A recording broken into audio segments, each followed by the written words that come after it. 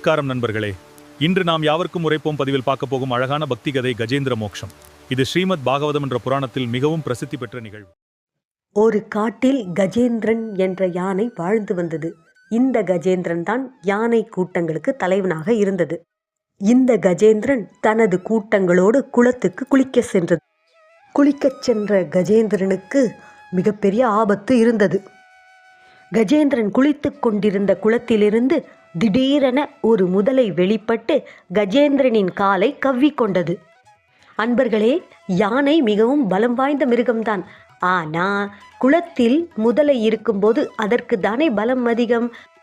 அதனால் கஜேந்திரன் யானை முதலையிடமிருந்து மீள முடியாமல் மிகவும் வேதனையுடன் மனம் முழுவதும் பக்தியை மட்டுமே நம்பிக்கையுடன் வைத்து நாராயணா காப்பாற்றுங்கள் என்று பிரார்த்தனை செய்ததும் உடனே மகாவிஷ்ணு தனது வாகனமான கருடன் மீது தோன்றி யானை முன் காட்சியளித்தார். முதலையின் பிடியிலிருந்து கஜேந்திரன் யானையை பத்திரமாக காப்பாற்றினார் நமது மகாவிஷ்ணு. பிறகு என்ன செய்தார்? முதலையை சும்மா விடுவாரா என்ன பரந்தாமன்?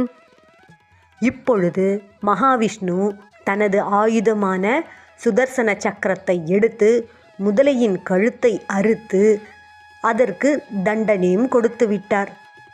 யானைகள் அனைத்தும் ஸ்ரீமன் நாராயணமூர்த்திக்கு நன்றி கூறி விடைபெற்றன. நாம் ஆபத்தில் இருக்கும்போது முழு பக்தியுடன் பகவானை கூப்பிட்டால் உடனே நமக்கு வந்து உதவுவார் என்பதுதான் இக்கதையின் விளக்கம்.